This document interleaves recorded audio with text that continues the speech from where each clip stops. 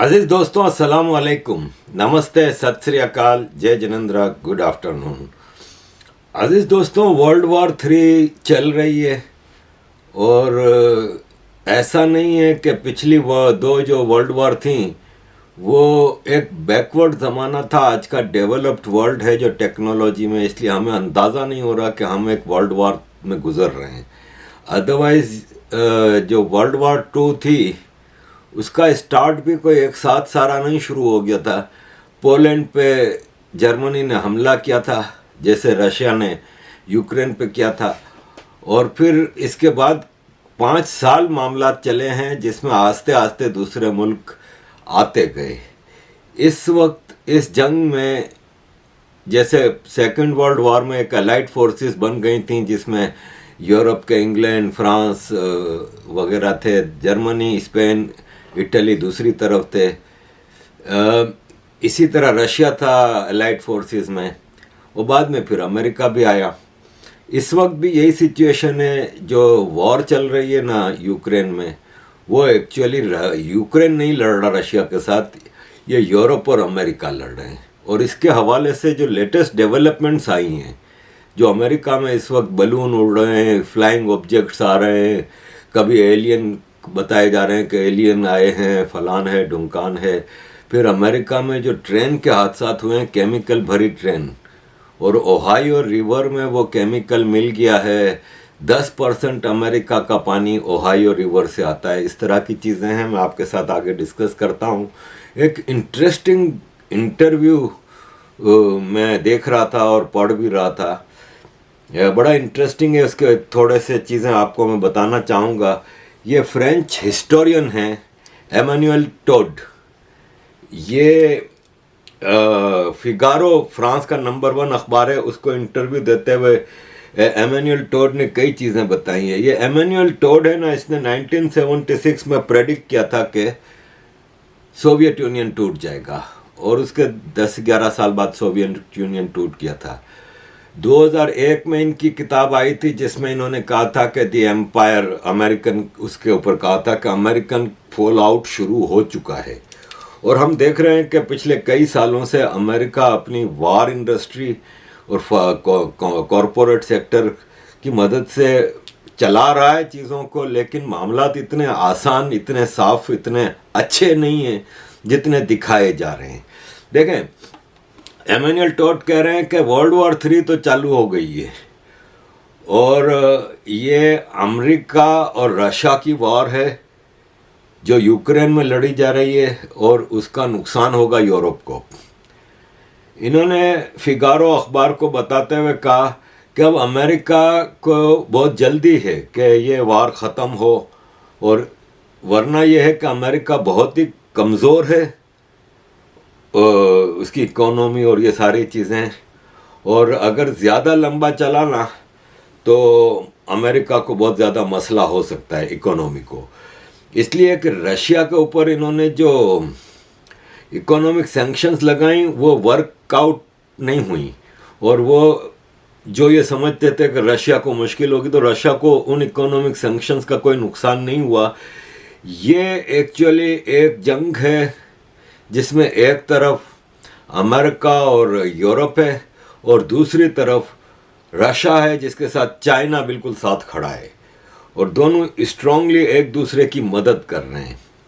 इस दौरान जो जर्मनी की पाइपलाइन अभी धमाके से उड़ी है, वो एक बहुत बड़ा इशू बन गया है। देखें, 2021 में है ना,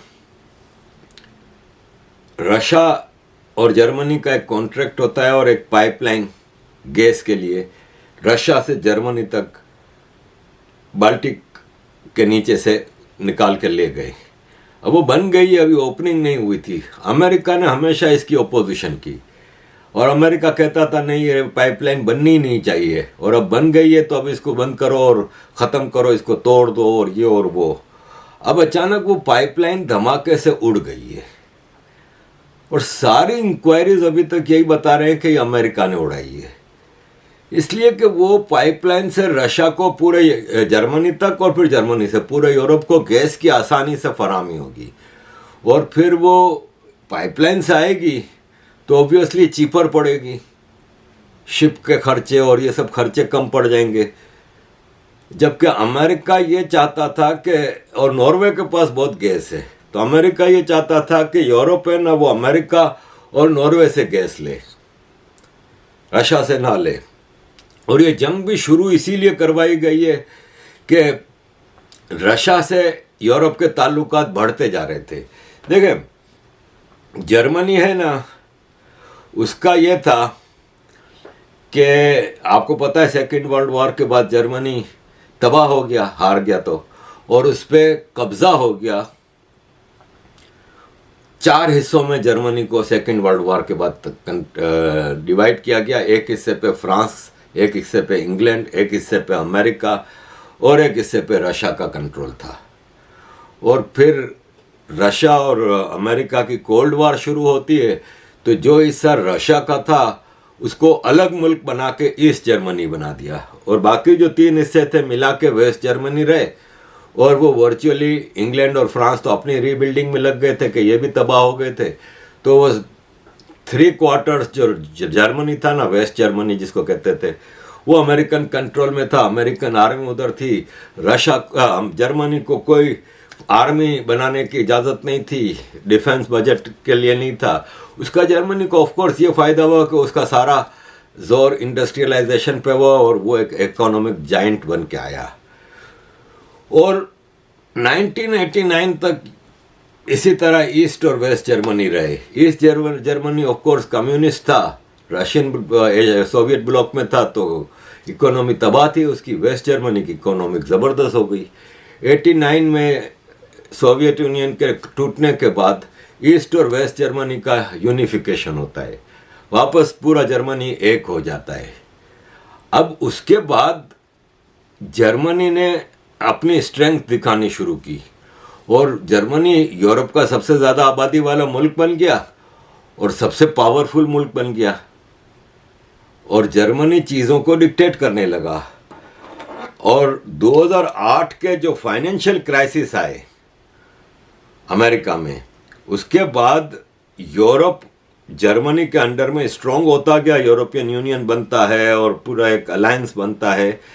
और डर अमेरिका को ये लगने लगा कि अब यूरोप हमारे हाथों से जाने लगा है। तो अमेरिका की स्ट्रेटेजी थी कि जो यूरोप को किसी तरह फंसा के रखो, और यही चीज़ इस जंग में हमने देखी, यूक्रेन रशिया वार में। और फिर ये जो पाइपलाइन तोड़ी है, अब अमेरिका ये कह रहा है कि रशिया ने ये पाइपलाइन उड़ाई है। ये जो एमेनुअल टोड है ये कह रहे हैं कि भाई साहब रशिया ने तो वो पाइपलाइन बनाई है, उसका फ़ायदा भी रशिया को ही होना है, तो वो क्यों तोड़ेगा? भाई कोई पागल है जो रशिया अपनी बनाई हुई पाइपलाइन खुद ही तोड़ेगा? इस पाइपलाइन के टूटने का नुकसान जर्मनी और रशिया को होता है, फ़ायदा अमेरिका को होता है। तो कौन तोड़ रहा है फिर ये पाइपलाइन? इसके अलावा ये कह रहे हैं कि देखें, ये जो जंग है ना रशिया यूक्रेन, वो एक्चुअली जर्मनी को कंटेन करने की जंग है। अमेरिका चाहता है कि जर्मनी वापस उनके कंट्रोल में आ जाए और जर्मनी इनके डिक्टेशन पे पूरा चले। जर्मनी में प्रोटेस्ट हो रहे हैं और जर्मन लोग और जर्मन पॉलिटिशियंस ये डिमांड कर रहे हैं कि अब अमेरिकन फौज जर्मनी से निकले, अब बहुत हो गया। आप यहाँ पे 75-77 साल से बैठे हुए हैं कब्जा करके, अब हो गया, अब हम कोई वर्ल्ड वार तो हमारी वो ख़त्म हो गई, वर्ल्ड वार 2, और अब हमारा अमेरिका को कोई ख़तरा नहीं होना चाहिए, ना हम फ्रांस के लिए ख़तरा है ना इंग्लैंड के लिए। कि सेकेंड वर्ल्ड वार के बाद इसी वजह से जर्मनी को कंट्रोल में रखा कि फ्यूचर में कहीं जर्मनी इन मुल्कों पे हमला ना करे जैसे कि सेकेंड वर्ल्ड वार में किया था। तो अब ऐसा कुछ है नहीं, तो अब जर्मनी से अमेरिकन फौजें निकले। और ये जो इमैनुअल टोड हैं ये साफ कह रहे हैं कि अमेरिका का जो ट्रेड डेफिसिट है ना, वो ज़्यादा अरसा इस जंग का, रशिया यूक्रेन वार का बोझ नहीं उठा सकता। और अगर ये जंग बहुत ज़्यादा चल गई तो अमेरिका की इकोनॉमी कोलैप्स कर जाएगी और यूरोप तो इसमें सबसे ज़्यादा नुकसान उठाएगा। यूरोप की तबाही है और यूरोप की जो आर्टिफिशियल तरीके से इकोनॉमी को उठा के रखा है ना, वो धड़ाम से गिर जाएगी। जो ऑलरेडी हम यहाँ पे देख रहे हैं, इतने सारे इश्यूज चल रहे हैं इमिग्रेंट्स के हवाले से, और यहाँ पे चूं चूं का मुरब्बा बन गया है। दूसरा ये कह रहे हैं कि अमेरिका की आबादी रशिया से बहुत ज़्यादा है, डेफिनेटली, लेकिन अगर देखा जाए तो अमेरिका में सिर्फ 6% स्टूडेंट है ना वो इंजीनियरिंग की तरफ और साइंस की तरफ स्टडी कर रहे हैं, जबकि 25% रशियंस जो हैं वो साइंस स्टडी करते हैं, इंजीनियरिंग स्टडी करते हैं। और अमेरिका में कोशिश की जा रही है कि ज़्यादा से ज़्यादा स्टूडेंट्स को इस तरफ लाया जाए, कंप्यूटर टेक्नोलॉजी और साइंस की तरफ। तो कह रहा है कि ज़्यादातर जो कर रहे हैं ना कंप्यूटर साइंस और टेक्नोलॉजी की तरफ जो ज़्यादा स्टूडेंट्स हैं ना, वो या तो इंडियन है या चाइनीज़ है। और उसने कहा कि इस पूरी वर्ल्ड वॉर 3 अगर ज़्यादा लंबा खींच गई ना, तो इसमें एक कंट्री ऐसा है जिसको सबसे ज़्यादा फ़ायदा होगा, और वो है डेवलपिंग वर्ल्ड का इंडिया। कि इंडिया है ना, उसको आगे बढ़ने का मौका मिलेगा। और इंडिया इस सारे मामलात में, क्योंकि जंग से बहरहाल इकोनॉमीज़ को नुकसान तो होता है ना, तो जंग ज़्यादा लंबी चली और उसमें एक तरफ चाइना रशिया, एक तरफ यूरोप अमेरिका, तो सारी ये मेजर पावर्स हैं इस वक्त दुनिया की। तो बीच में से इंडिया इस वक्त जिस हिसाब से राइज कर रहा है ना, तो इसने कहा कि फिर इंडिया एक मेजर पावर बन के सामने आने का पूरा चांस है। इसलिए ये जंग अमेरिकन ऑर्डर को रिस्टोर करने के लिए जिसको रेजिस्ट कर रहे हैं रशिया और चाइना। ये कह रहा है कि मेरी किताब थी after the empire the breakdown of American order, उसमें मैंने साफ कहा था यूरोप को कि अमेरिका से दूर हो जाओ, अमेरिका से एहतियात करो, अमेरिका से बचो, तुम लोगों को अमेरिका तबाह कर देगा। इसी दौरान स्विस मैगजीन वेल्ट वॉच में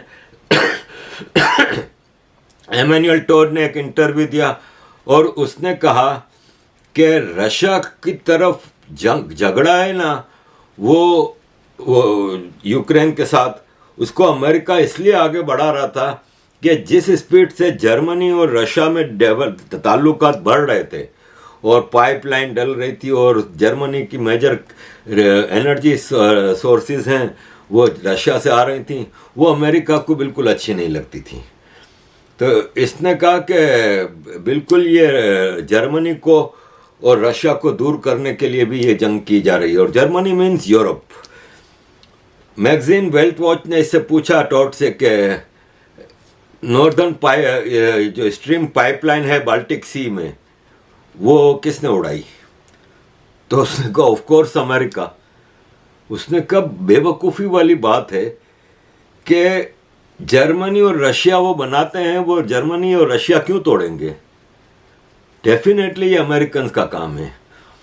और उसने कहा कि हम इस वक्त एक ऐसी इंटेलिजेंस इंफॉर्मेशन वॉरफेयर में चल रहे हैं जिसमें नेगेटिव प्रोपेगेंडा ज़्यादा फैलाया जा रहा है। हमें ये बताया जा रहा है कि रशिया है ना वो जो भी यूक्रेन का इलाका फतह कर रहा है ना उसको तबाह कर रहा है, उसके जेलों में हमला कर रहा है, उसकी न्यूक्लियर फैसिलिटीज़ को तबाह कर रहा है, उसकी पोर्ट्स को तबाह कर रहा है। कहता है कैसा बेवकूफ़ी वाला प्रोपेगेंडा है। कहता है जो रशिया के कंट्रोल में उसको वो क्यों तबाह करेगा, कि वो उसका फ़ायदा उठाएगा, जब इसके कंट्रोल में उसके कब्जे में सारा कुछ, तो कहता है वो तबाह क्यों करेगा। ये नेगेटिव प्रोपेगेंडा, एक इंफॉर्मेशन वॉरफेयर चल रही है।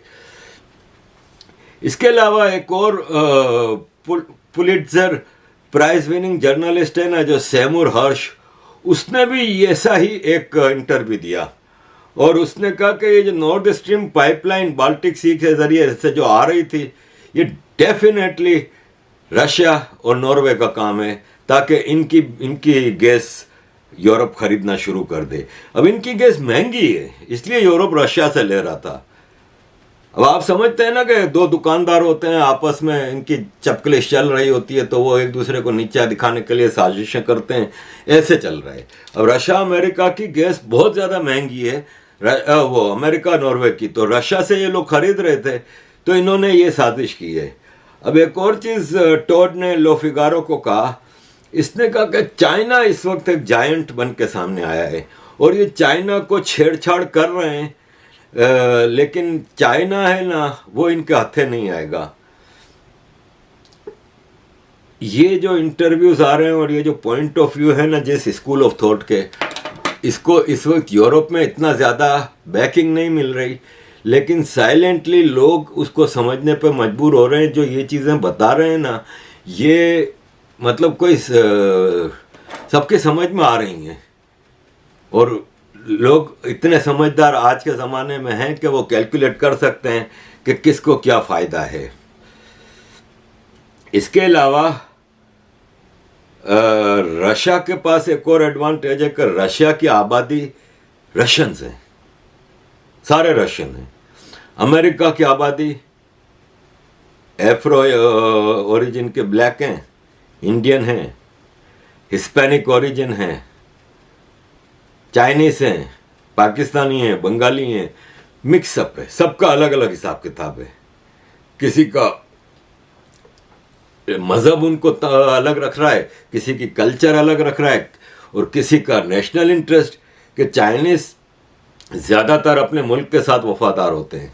वो चाहे अमेरिका में पढ़ रहे होते हैं, उनका दिल चाइना के लिए धड़क रहा होता है।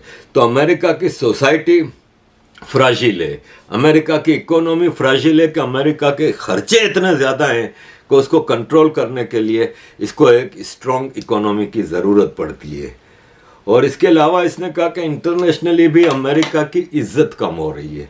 इसने कहा कि हम रिसेंट में अगर यूनाइटेड नेशंस की स्टडी करें कि यूनाइटेड नेशंस में जो भी रेजोल्यूशंस आते हैं वो 75% अमेरिका के खिलाफ, जो अमेरिका वोट करता है उसके अगेंस्ट 75% लोग वोट करते हैं, और ज़्यादातर फिर अमेरिका को कोई स्ट्रेटेजिक रेजोल्यूशन को वीटो करना पड़ता है। तो इसने कहा कि रशिया इस वक्त बाकी जो अनडेवलप्ड वर्ल्ड है, थर्ड वर्ल्ड है, उसका मसीहा बन के सामने आ रहा है।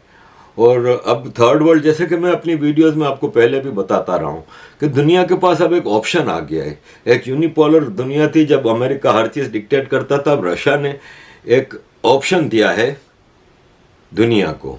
अजीज दोस्तों, मैं आगे बढ़ने से पहले आपको ये एक 2 मिनट की वीडियो दिखाऊंगा, आपकी दिमाग की बत्तियां खोल देगा। अजीज दोस्तों, आपने सुना होगा कि एक बलून चाइना का अमेरिका के ऊपर उड़ता रहा। जो बाइडन सोचता ही रहा कि क्या करूं मैं इसका, और 3 दिन तक वो अमेरिका के ऊपर, अब उसमें कैमरे और एंटीना और सब लगे हुए थे, और वो स्पाई बलून था, और वो सारी चीज़ें चाइना को भेज रहा था ऊपर से, और वॉशिंगटन के भी ऊपर आया था।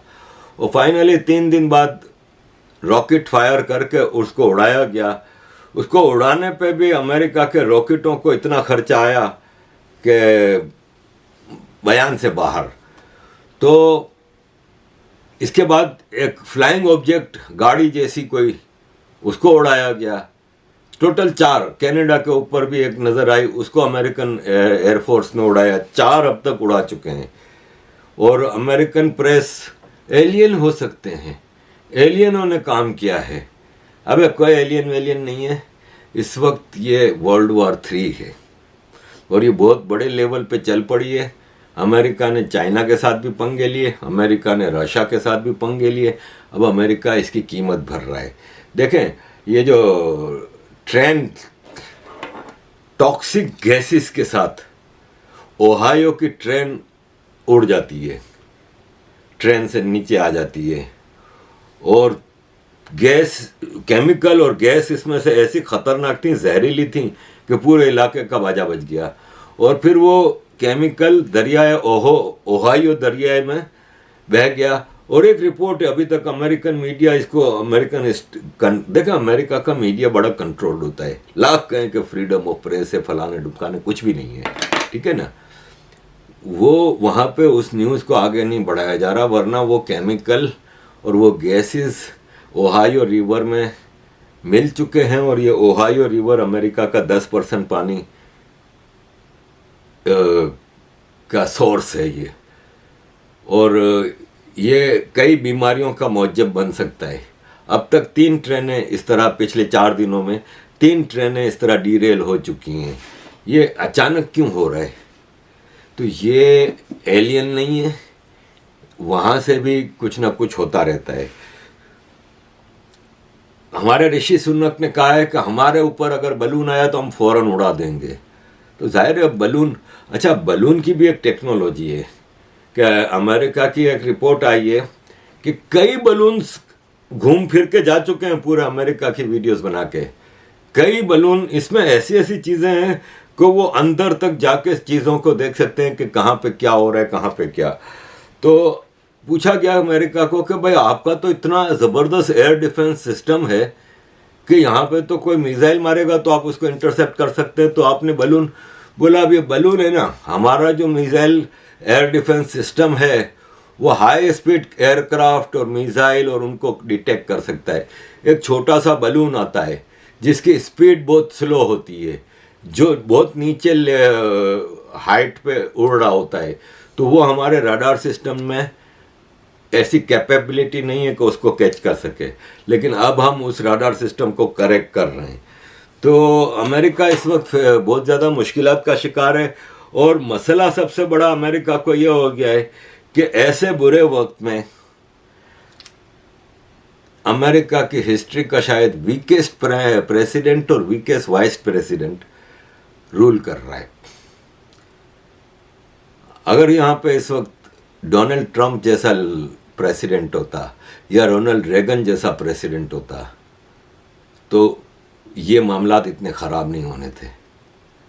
अमेरिका का रोनाल्ड रेगन एक बहुत ही स्ट्रॉन्ग प्रेसिडेंट था जिसने दुनिया में सोवियत यूनियन को ख़त्म किया और दुनिया में अमेरिका का पूरा कंट्रोल हासिल किया था। डोनाल्ड ट्रंप तो उसको तो चलने नहीं दिया गया ना, क्योंकि अमेरिकन इस्टेब्लिशमेंट अपनी वार इंडस्ट्री को प्रमोट करने के लिए और अपने एजेंडा को प्रमोट करने के लिए डोनाल्ड ट्रंप को चलने नहीं दिया गया। तो ये सारी सिचुएशन है अजीज़ दोस्तों। मेरे पास और भी काफ़ी चीज़ें हैं, लेकिन अब मैं समझता हूँ कि यहाँ पे मैं लंबी वीडियो हो जाती है तो रोक देता हूँ। खाली हमारी ग्रीटा आपको दिखा दूँ कि ग्रीटा थुनबर्ग है ना, उसने चाइनीज़ों को कहा कि आप ये जो स्टिक के साथ खाना खाते हैं ना, चॉपस्टिक्स कहते हैं, क्या कहते हैं, तो वो स्टिक से खाना बंद करें, क्योंकि इसमें जो लकड़ी इस्तेमाल होती है तो आप हज़ारों लाखों दरख्त ख़राब कर रहे हैं, इससे माहौल ख़राब होता है। तो चाइना ने ग्रीटा को कहा कि बेटा तू ज़रा वापस स्कूल में पढ़ना शुरू कर, क्योंकि ये जो स्टिक्स हम बनाते हैं ना, ये लकड़ी से नहीं बनती, ये बाम्बू से बनती हैं। और बाम्बू एक दरख्त नहीं है, बाम्बू एक प्लांट है जो उगता रहता है। और बेहतर है कि तुम टॉयलेट पेपर का इस्तेमाल टॉयलेट साफ़ करने के लिए नहीं किया करो, क्योंकि टॉयलेट पेपर जो है ना वो दरख्त से की लकड़ी से बनता है। अजीज दोस्तों, thank you very much for all your support. Keep supporting. We're the ones provoking this war, just like we provoked the war in Ukraine. We are now provoking a war with China. And who benefits? I'll tell you right now. Your enemy is not China. Your enemy is not Russia. Your enemy is the military-industrial complex, which has been fleecing this country to the tunes of hundreds of billions and trillions of dollars. How many times are we going to have a defense secretary say, "Hey, we can't account for $2 trillion in the Pentagon again"? Which has happened twice now in my lifetime. So again, people are being the war machine cannot be stopped. Who's running this country? The war machine. It certainly isn't Joe Biden making these decisions. I would like to know who is making the decisions. And I just want to remind everybody, the United States is the world's terrorist. We just set the Middle East on fire in the last 20 years, and now we're doing a proxy war in Ukraine, which we provoked, NATO provoked, and it was just admitted that we provoked it by the former Prime Minister of Germany. And now we're trying to saber rattle with China, and they're predicting a war. Again, China's not going to invade us. China's not our enemy. We might have an economic war. That's what these are. These are economic wars. These are wars for, in Ukraine, it's about liquefied natural gas and making sure Germany and Russia never come together because we fear Russia's natural resources and manpower, and we fear them getting together with Germany with their technology and their capital. And so that's why we blew up the Nord Stream pipeline. That's why we're doing the Ukraine war. This is all about hegemony, imperialism, and economics. And if there's a Marine somewhere, it's there because they're about to steal some natural resources from another country. As everybody's screaming about what a bad guy Putin is for invading Ukraine, the United States is currently occupying a third of Syria. And which third is that? It's the third that has the oil. And how do I know we're there to steal their oil? Because the President of the United States said so. And we're not even benefiting economically. Of course, that's the rub. Jimmy Dore, appreciate it. Thank you.